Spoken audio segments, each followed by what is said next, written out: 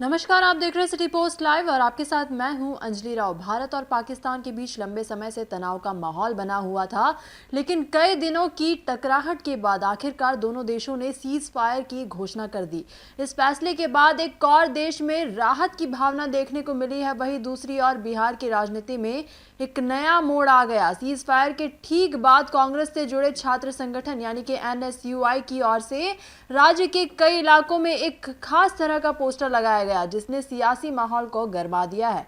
इस पोस्टर में लिखा था, मां तुझे सलाम, हर कोई इंदिरा गांधी जैसा नहीं होता।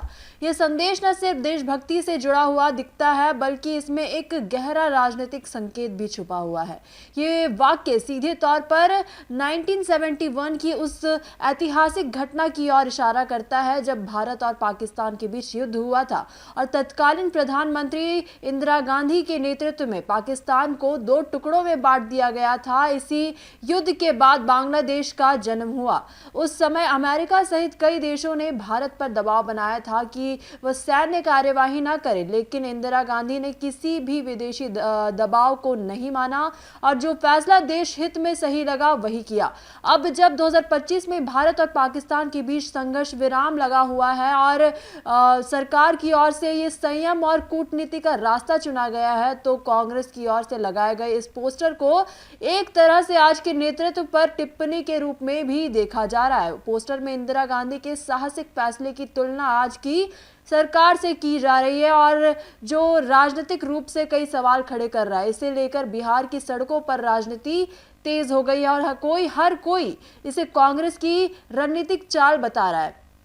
दरअसल आपको बता दें कि आज इसी के साथ साथ मदर्स डे भी है, सब कोई मदर्स डे बना रहे हैं और इसी तरीके से जिस तरीके से वाक्य यहाँ पर लिखा गया है, माँ तुझे सलाम, तो कोई इसे सेना के पराक्रम और अतीत के गौरव का सम्मान मान रहा है। और बिहार जैसे राजनीतिक रूप से जागरूक राज्य में ऐसे पोस्टर सिर्फ दीवारों तक सीमित नहीं रहते, बल्कि वे लोगों की सोच और बहस का हिस्सा बन जाते हैं।